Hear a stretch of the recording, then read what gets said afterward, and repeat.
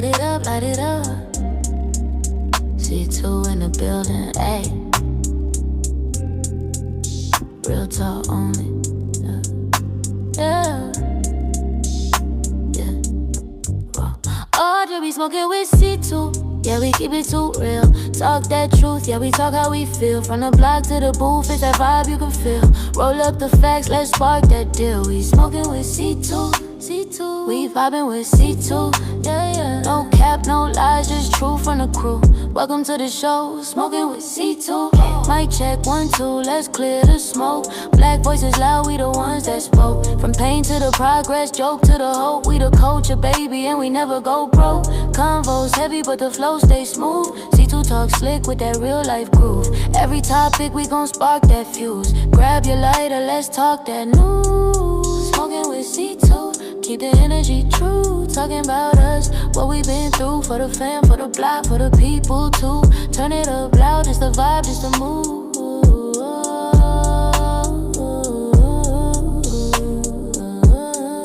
We smoking with C2. Here we go, wherever you at, wherever you may be. This is Smokinwit2, and I'm your host, C2. How y'all feeling tonight? I appreciate y'all. I got a nice audience with me tonight. I'm 40 now. I made it to 40. Appreciate everybody hitting the like and subscribe button.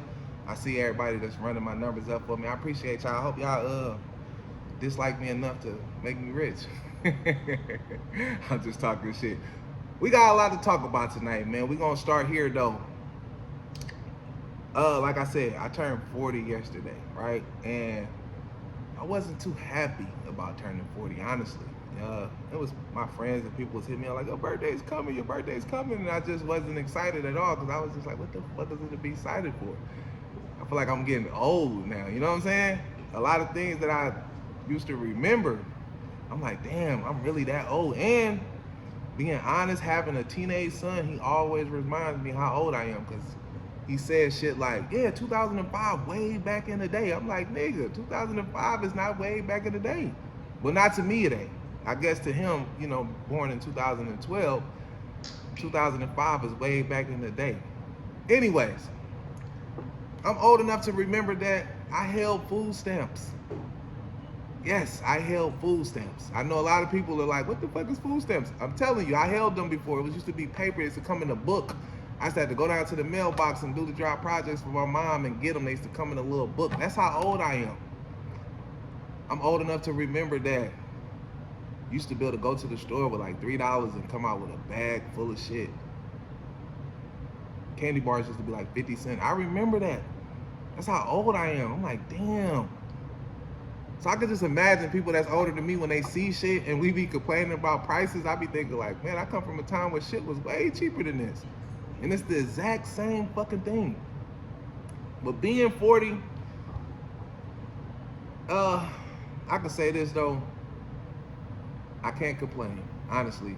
When I was taking a long thought about life and where I was at and just looking at things that was going on with some of my childhood friends that was around me, and I was just realizing like, you know what, life ain't really that bad. I really don't got nothing to be complaining about. Sometimes I could think you find yourself beating yourself up because you be thinking of things that you should do or things that you should have. But if they're meant to be, you'll have them. That's how I look at it. You know what I'm saying? And I think when you start getting older, you start knocking shit off. Like you really don't start caring about certain things. You know what I'm saying? Like I'll be like, oh man, I'm too old for that shit. Sometimes I hear something, I'll be like, I'm too old for that shit. I don't give a fuck about that. And when you're older, a lot of times when you hear certain things, you already know how it's gonna go because you done been here before. So you can tell somebody that's younger than you, like, hey, all they gonna do is this and this person gonna be doing that. I do it a lot with people and they be so shocked when they see it come to fruition, like, damn, how did you know that was gonna happen? I'm like, it's just living life. It's how certain things go. It's we like to call it reality, right? So most of the times, right, I'm gonna tell you this. I can remember being 21, And I remember telling myself, like, when I turn 40, I'm gonna do this. When I turn 40, I'm gonna do that. And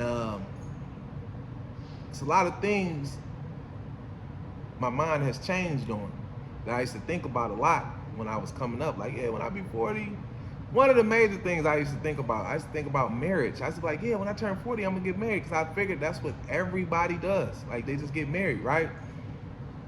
And now that I'm 40 and I've been living life and I came to some experiences in life, I think marriage is an old time thing now. I think the way that the world is set up today, I don't believe that marriage is something that we should be solely invested in anymore. Because I think everything should be looked at as a business after a while, because now that we see, either on the lower level or on the higher levels, it ends up in the courtroom over money. Honestly, the children is going to be money. Alimony is going to be money. Whatever it is, it's going to be money. So at the end of the day, it seems like a lot of things turn out to be business-wise. So I think it'll be in the wrong business if you are a man with money or you're a woman with money and you are going to marry somebody that has less than you. I believe that when things go bad, the only thing people go for is your pocket. That just comes with, in age, you start seeing things and you just start seeing how people go and how certain things be. You realize, like, yeah, it's not meant for everybody. But I can say this, though. I think one day I am going to get married. You know what I'm saying? I'm going to have I don't know how to call it, but it's going to be like a player's ball, I guess. I feel as though that's the thing that you should do one day in your life. But I think, if I'm being completely honest, I'm gonna say this. I seen a stat one day by my homeboy Malik, and he said, I don't know verbatim what he was saying, but it was something about, how can you be with somebody for 10 years and still not marry them? And I thought about it for a while, but then I realized, like, you actually can be with somebody forever and never, ever allow, I think, the system, when I say the system, it's the courtrooms, to determine which y'all really is and which you really ain't. Because just say you love somebody, just give them a ring or whatever. You don't have to go do all the extra shit. And I can say this too, marriage is not highlighted the right way through the social lens. You know what I'm saying? Like, when you see people's marriages, they never highlight the good marriages. They only highlight the downfall and the bullshit that people go through in the marriages. And I think that kind of deters people away from actually wanting to be married. They make the whole world seem like one big cheat scene, but it's not like that all the time with everybody. But I think you like to live and learn a little bit. Now, I seen some posts, right? And I'm gonna say this, and I hate to be like this, but I'm gonna be completely honest, because from the things that I've seen and a lot of things that I've been through in my life, I believe 75% of the women ain't shit. You hear me? And the reason why I say that, right? I seen a post that blew my mind. It said, a woman said, am I the only one that's going to admit that my baby daddy wasn't my type? And this wasn't a post of just 200-300. It wasn't a share of like a couple hundred. These were hundreds of thousands of comments and shares, right? So I'm bored. And I go through the comment section, and I seen so many women saying things of, yeah, I only had a baby with my baby daddy because he had a nice smile, and I only did this because of whatever reasons that they had. And it was so crazy to me to see that so many women clearly have kids out of their own, they don't even know why they did it. So me being who I am, and I know that I was gonna come talk about this on the show, I had sent that video around to a few women, and it explains it all. The problem is the women. They having babies with niggas that they don't even like. Honestly, they is. Like, but they will never say this out loud. You'd be surprised the conversations that you have with women behind closed doors when they tell the honest truth of how they feel about certain things that you would never know that a woman feels like this until they feel comfortable enough to say it. And I'm gonna tell y'all this is very true. A lot of things that women say, they will never say it out in the open because they don't want to be judged by other women. So things like when I was when what's the name, when Cardi B was like, oh yeah, I was having sex while I was pregnant. See, it took for somebody that has a following to make women like, oh, okay, yeah, oh yeah, we did do that. I did do that. I did do it. We did do it. And it shocked the shit out of me because I was like, God damn, I didn't think that was something that women did while they were pregnant without their baby fathers. Now that I know, I'm like, oh shit, women do sleep with niggas while they pregnant. It just takes for a woman to champion it. I'm a firm believer of that the downfall of women is always other women. The reason why I say that is because you will see a woman do something or say something on the internet, and a lot of women will know that it's stupid, or they'll know like, oh, that ain't gonna, but women will sit back and try to see, can they get it off? Just like when the women was talking about, hey, I don't wanna go 50-50. So you mean to tell me you don't want no help? But you still gonna be fucking though. Sounds like a win-win to us men, because now we don't have to help you pay your bills because you don't want to go 50-50. Ladies, 9 times out of 10, the women that are saying these things, these women are selling pussy, something that you're probably not doing. That's the true honest of it. When a lot of these things, a lot of questions that they ask on the internet, if we're being honest, when you sit back and you listen to the women that's saying the things, the women that are talking, y'all asking the wrong women. You're asking women that has a prostitute mentality. You asking them woman things. You asking the wrong women. Because the average woman is going to say, hell yeah, I want a man to help me take care of my kids. Hell yeah, I want a man to help me pay my bills. But a woman that is selling pussy and she feels so independent, she's going to be like, hell nah, fuck a nigga. I do this shit by myself. But at the same time, she going to fuck a nigga. This shit crazy, right? I know a lot of times people hear things on the internet and you think that's how all the women feel. But when women are behind closed doors, they will tell the truth about other women, but they won't say it out in the open because they don't want to be judged by other women. You know, they have a thing called a sisterhood. It's really not a true thing. The sisterhood is really not a true thing, but they like to say, oh yeah, that's my sister. I don't want to do this. I don't want to say that. A lot of times I realize now, I'm just doing this podcast shit, a lot of women will tell me things and they will say things and I'll be like, damn, why you don't say that out in the open? Or like, why you don't come on my podcast and say that? Like, oh, I can't say that out loud. I'm like, why not? And the reason why a lot of times you never hear women say certain things is because they will be taking aim at people who hang around them, their girlfriends, their sisters, they, you know, workmates, whatever, the other women that are around them. Even though if they're not doing it, they don't want to say nothing because they know somebody that is doing it. So they don't want to talk about it. Well, they do want to talk about it, but they don't want to say it out loud because they're going to be judged by the other women. Going into something, right?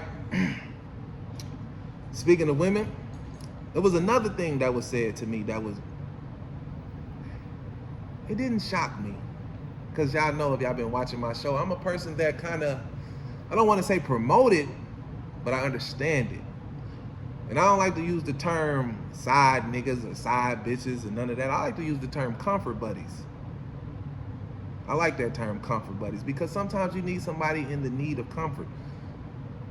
A man or a woman, husband and wives have them a lot. I'm going to say this too, and I know a lot of people that might not want to hear this, but a lot of relationships are being held together by people on the other side. I know y'all hearing this and y'all like, this nigga's crazy, but there's people out there like, he's absolutely right. But, you know, coming from a man half of the time, you know, y'all don't be wanting to hear those type of things. But it's people out there that's going to hear what I'm saying and they're going to say, yeah, he right. But they don't want to get in front of it and say it. I can say it out in the open because I'm just telling y'all what the reality of these things that's going on out here. Just like this here. It was a stat that went up, and It said, how many women have side niggas, right? This wasn't no couple hundred. This wasn't no few thousand. This was 100,000. This is a lot of comments. And it was women on there that was saying, oh, I had my side nigga for 10 years. I had my side nigga for 15 years. Fellas, we are behind the 8 ball. We will never know what these women are doing. They so slick. Because a lot of times women only get caught when they want to get caught. And I learned that from women. They that slick. From the comments that I have read, it's women that's having side comfort buddy relationships for a long time, and they exposed it and they think it's funny. But when I say things that, like, women love cheating, they only have a problem with it when it's happening to them. But then you can listen to these women's stories and all they talk about is all the dirt that they do, but they have a reason and excuse why they do it. If you ask a woman, half of the time, every nigga that she dealt with was fucked up and she did nothing wrong. And I like to say this too, if you have that story, you know what that tells me? You have a bad judgment of character. Every nigga that you picked and fucked you over and cheated on you, safe to say that you don't know how to pick them, right? But if I say that, I'm wrong, right? But every man that you done had and cheated on you, what does that say about you? You must not be doing something right. And I say this too, and I said this on the podcast, I say, you know, a lot of people, men and women, say that they want people to themselves, right? And that's understandable. I want my own person. I understand that. But what if your own person needs a lot? Do you think you can handle everything that's on the plate? Then if you can't, it's only right that they get somebody else to help you out. You complaining about sucking dick. Now, you wanted me to yourself. When I had 2-3 other bitches helping you out, you was mad. Now, you got it to yourself and you complaining. You got me sucking dick every day. Now, do you want me to go out there and get old girl on the other side of the town? Because she's willing to do it and help you out. It's called a team effort. Now, I know me saying this, it sounds fucked up, but the reality of it is, this is what's going on out here, people. I know hearing it come from me makes it sound crazy, but one day y'all gonna say, he was right. Now listen, right? It's another thing I want to talk about, right? Because I tell women this. I talk to y'all all the time, and I know people are like, why are you always talking to women? Because I have a scan board. And my scan board tells me that 77.79% of my followers are women. So more women watch me than men. It's cool. It's understandable. I get it. But listen to this, though. Ladies, I know y'all see these niggas, I call it pandering. And y'all hear niggas say, yeah, as soon as you meet her, you should just give her all your money. And I hear women like, yeah, he's right. Ladies, you know it don't work out like that, right? Do you know that? Because I know a lot of women get confused and a lot of y'all are in survival mode and a lot of y'all are very goofy. A nigga ain't offering you nothing without getting something in return. I'm just a man telling you this. A nigga ain't trying to give you no money. He ain't trying to get none of that pussy out of you, shorty. Don't think that he just trying to give it to you and he don't want nothing in return. It's never going to happen like that. But we have another guy in this town. His name is Marcus Hughes, right? And he has a podcast. And I have to disagree with a lot of things that he said about women. And I'm just one of the guys that don't believe in giving my money to bitches that I don't even fuck with. But I see a lot of you guys do it. And I understand it, but I'm gonna tell the women though, these guys are not nice guys. They're not nice guys. Ain't no nigga giving you nothing without wanting nothing on the back end. And if you believe that, you are goofy. He has a show. I think his show is called Unplugged Issues, right? And I want y'all to listen to what Marcus Hughes is saying. And we're going to discuss it in a second. I hear a lot of guys always talking about, oh man, you should give a woman this, you should give a woman that. All that, it's understandable. But to just feel like you just gonna give a random, somebody you don't know something, just because she's cute. Ladies, I gotta know this. It's not gonna work out like that. Her nails, I'm paying for our trips. That gives her a chance to save up money for hard times if I come into hard times. So now I don't have to go looking through all the other places. I have my partner here who has saved up money for me helping her. But the men are not helping the women right now. They're taking from them. They're taking and they're taking and they're taking and they're taking. They're not giving them anything back. That's what I'm saying. A lot of these women don't understand that their man is just using them for the cars they have, the house that they have, or the job that they have. If your man is seeing you every day go to work and he doesn't have a problem with it, then that's something wrong with him. Your man should never be happy to see you go work 80 hours a week for nobody else. Okay, that makes sense. Let me give you my mindset story. We ain't got that much time. And it's not that I don't disagree, but I'm going to tell you from a different man. And I'm living it right now, so don't you tell me that ain't true. That ain't how I go. So, I'm living in my house. Yada, yada, yada. We done listening to what that nigga talking about. Anytime you calling in to talk about what you got going on in your life to another nigga, you lame. But we're gonna address Marcus Hughes. Now listen, Mr. Marcus, I seen you on the internet, and I like what you're doing. But you are leaving out a lot of things that I believe that you are misleading.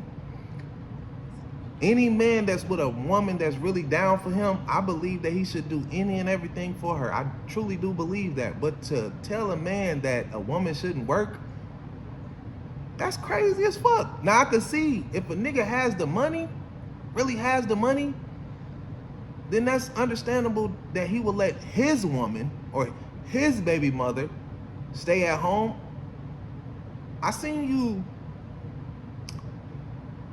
you just randomly send a bunch of women money. And I seen them champion you for that. My question is, why would you randomly send women money that you don't have no relations with? My question to you, are you pre-buying the pussy? Because I know that it doesn't even sound right to just wake up and just randomly send women money that's on your social media list. Now, I'm going to say this, though. I'm not talking about you particular, but men that lead with their money is a red flag to a nigga like me. And I'm not even a woman. But I believe a nigga that's leading with his money is hiding something that he wants to blind a woman with the money. And I know what y'all thinking. C2, how do you know this so much? I just told y'all 77.7% of my followers are women. So you know that the topics come from women.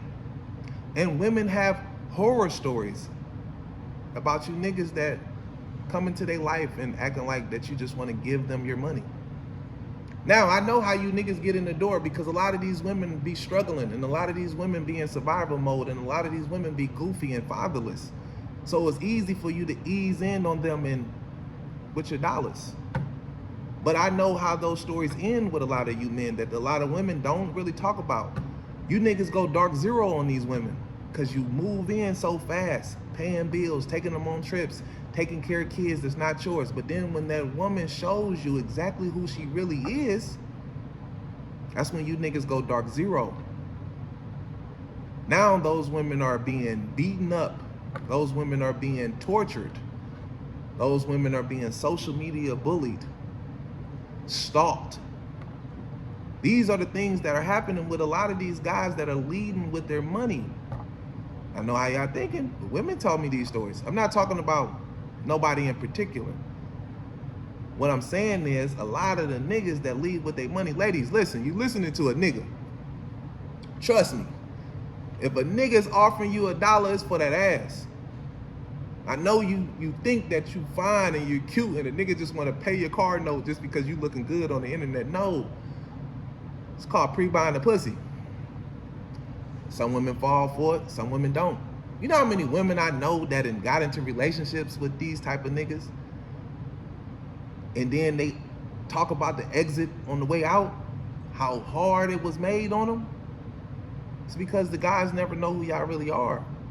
And these guys are being led wrong with a lot of rhetoric coming from guys like Mr. Marcus and other, I call y'all red pill guys. That's what the social media world calls you guys. Because y'all sit up here and tell these false stories of princess treatment.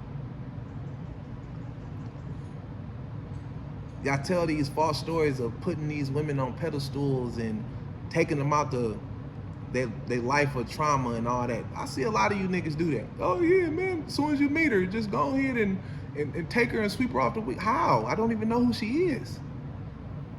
How can I do that? So you mean to tell me a woman that I met on Friday, I take her to the restaurant that costs $300 to eat in, and I don't even know her like that? I'm not in the race of the race of tricking. You know what I'm saying? I'm not in the tricking race with niggas. You know what I'm saying? So, you know, a lot of you niggas that are buying the pussy, y'all can go first.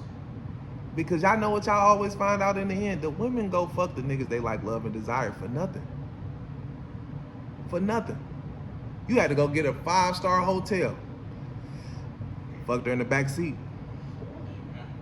With a car with a donut tire on it.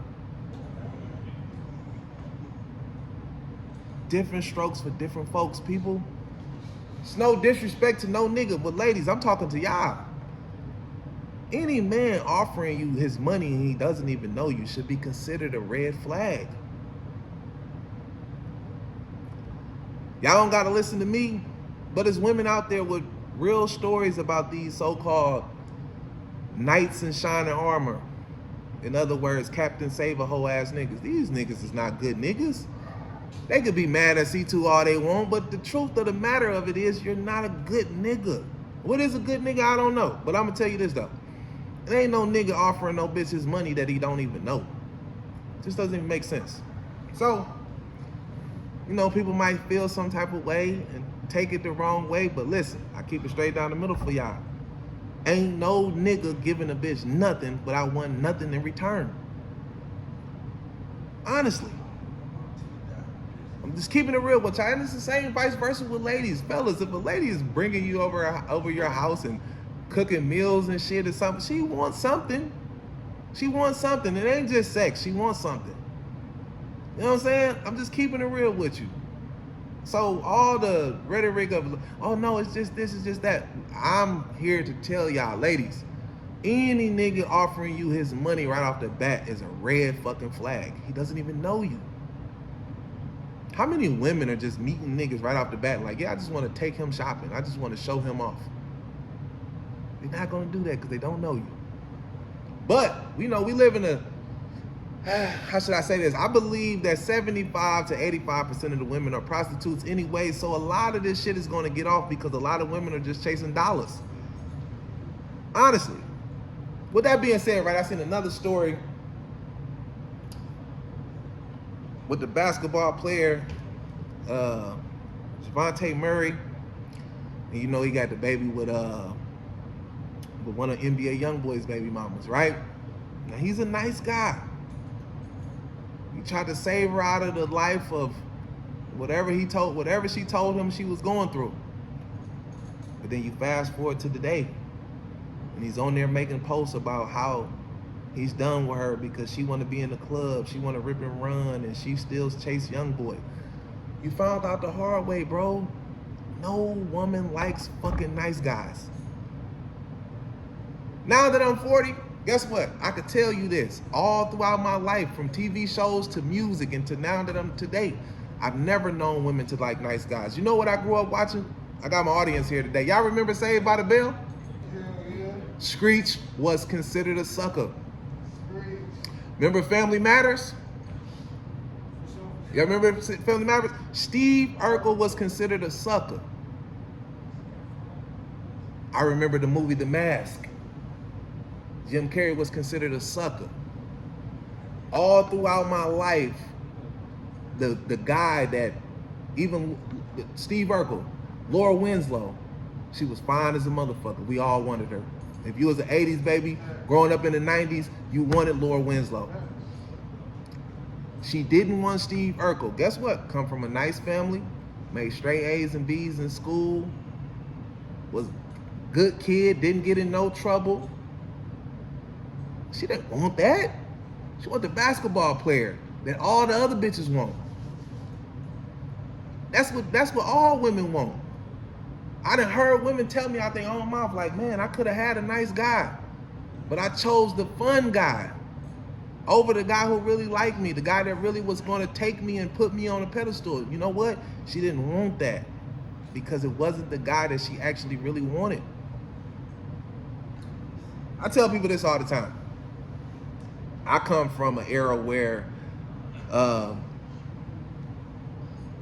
don't know how to say this, but like the way the world's set up now, it's like you could play yourself into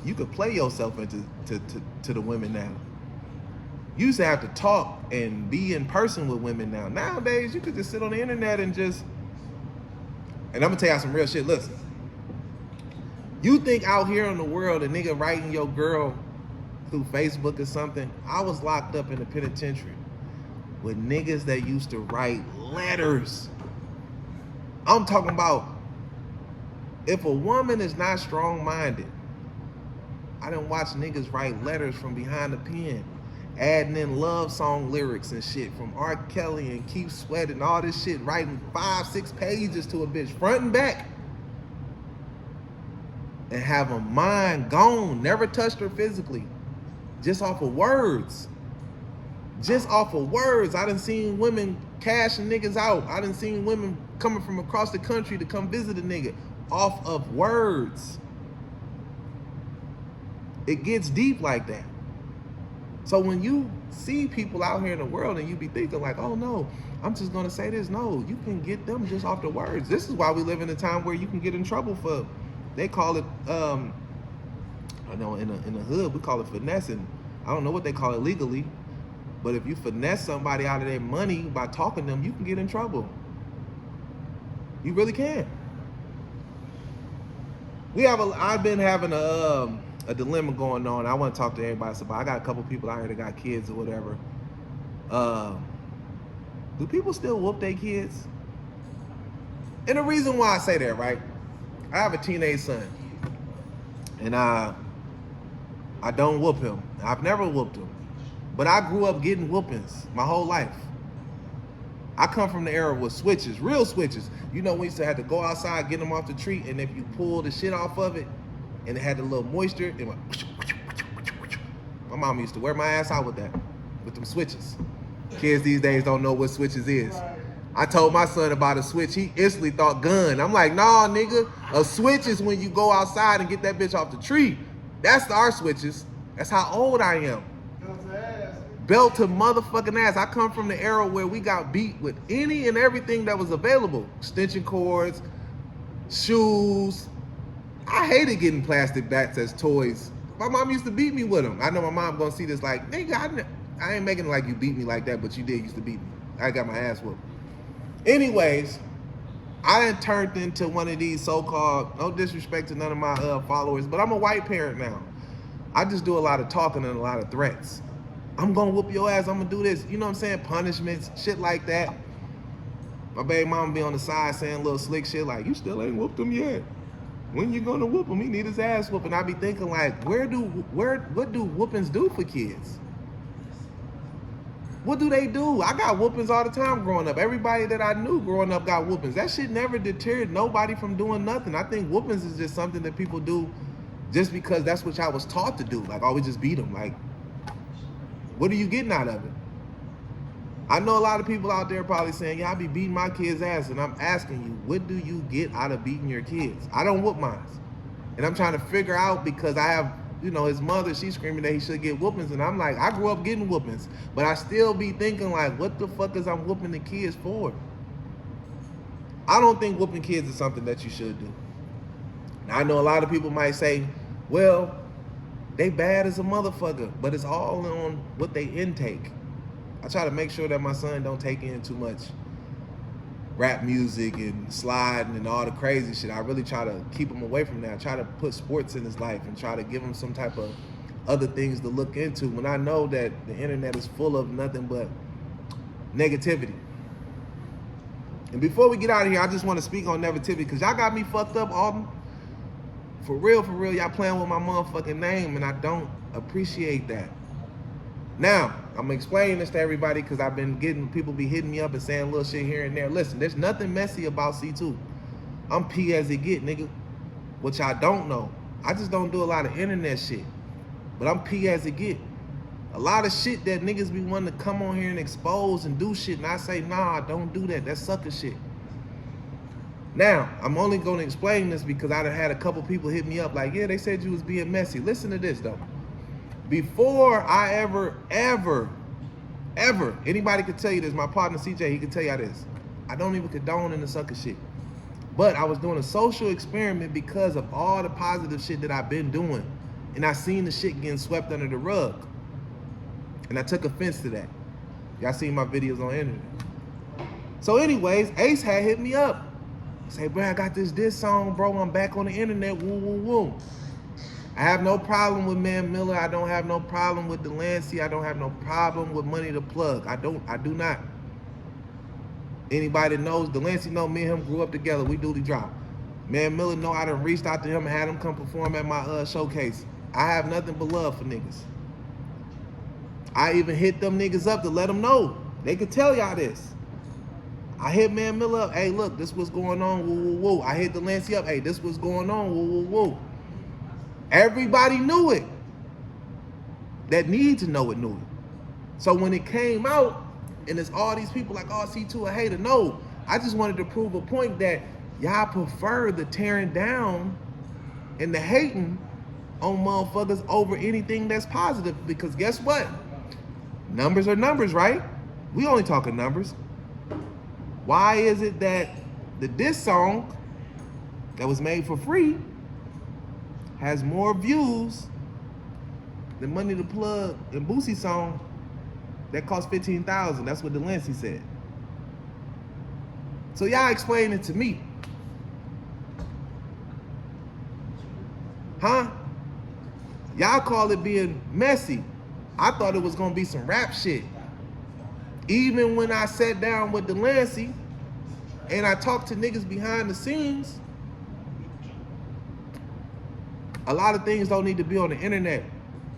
I think a lot of things is going too far, but I thought that I thought me dropping a diss song or whatever, I thought it was really gonna be all music. I don't like the fact that niggas think that C2 is gonna be messy. I'm not messy at all. Y'all just don't understand a lot of shit that I turned down. That I really could be the #1 podcast in Alden, which I'm already am. But I really can have everybody and their mama tuned in. Cause I know y'all ain't listening to none of these other niggas. These are motherfucking facts that I'm telling y'all. I talk to the streets. The people will tell y'all a lot of things people don't want to say because they fake. They don't want to put the shit on the internet and put it out there.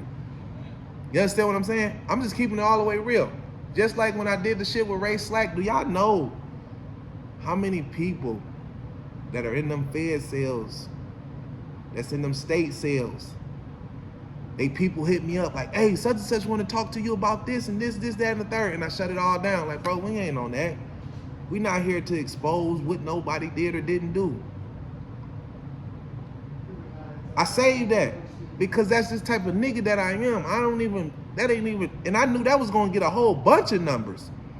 I knew the whole town was going to tap in because I know the town y'all love. I know that y'all love the tearing down of another man or a woman, but guess what? I didn't even feed into that. And it's another person, like, I know who you are. I'm gonna call you Lil Shorty. And you always got a lot of negative things to say about C2 and not just be thinking like, I've never done nothing to you, honestly. Right? But you always got a lot to say about me. And I'm talking to you because I know that you watch me. I have saved you numerous times. I know I seen your videos of your amateur porn work. I know the girl who got the video from the baby daddy's phone. Guess who told her don't put that out? Sosa did. And the only reason I told her don't put it out because I'm cool with your baby daddy. I know you watching me. Guess what else I know? I know that he's cuffing a prostitute. Oh, you want to know how I know that? I got the Cash App. The nigga sent you the 75 and the words were right in there for the Cash App for that ass. I'm talking to you because you got so much to say about me and I'm keeping it so P with you.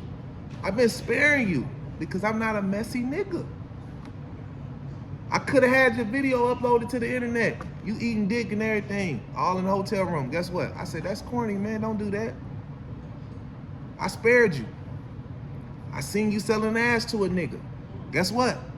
I spared you. Now, I don't know what your dislike for me is. I might have did something to you in the past. I don't know. Maybe somebody you hang with don't like me, so you rolling with them. I don't know. And guess what? I really don't care. I just wanted to point it out to you, me and you, because you're watching me. I keep it very P around this bitch in Alton. A lot of shit that goes on, a lot of shit that I just don't talk about because I don't go on the internet. You understand what I'm saying? I'm like a hood Batman. I do a lot of good that don't nobody know about because I don't like the credit for a lot of things. I honestly don't. I be being a good guy. You hear what I'm saying? I try to be a good guy the best I can. But I know there's a lot of things that go over people's heads and a lot of things that I just don't fair to share on the internet because that's not the type of nigga that I am. But when y'all get to playing with my name and what I be doing and how I move, I just feel the need that I have addressed a few things. I don't need to go too much in detail. Like I said, you watch me enough, you know exactly who I'm talking to. Just know, I spare you all the time. I have no need to put your business out in the streets because you are who you are. And I think people know exactly who you are. So me or whoever exposing your amateur sex tapes or exposing that niggas is buying pussy off of you, it's really nothing to expose. It's already what people know. Now listen, a lot of good things going on, man. Hiram's open back up this weekend. Want everybody to come tap back in. The podcast is gonna be live, coming soon. I want everybody to just pop in with me. You wanna come sit down and talk some shit, the door open for the whole Alton. How many niggas, who fuck with the people? I fucks with the people. And I wanna say this too before I get up out of here, since we on this rap shit that y'all be having going on in Alton. See, now y'all got me talking. So I got one question I wanna ask all the rap niggas, and I hope y'all can be completely honest, right? Cause I see y'all be doing your top 5, your top 10, and I hear you niggas, I hear y'all. But y'all be leaving a lot of niggas off the list. So I believe a lot of you niggas are very biased. I just wanna ask y'all this question. How is it Lil Nudie is not mentioned in the top 10 of Alton rappers? How is he not mentioned? If you have a legit answer to that, please drop a comment. Don't slide in my DM. Please don't slide in my DM. Put the shit right in the comment section.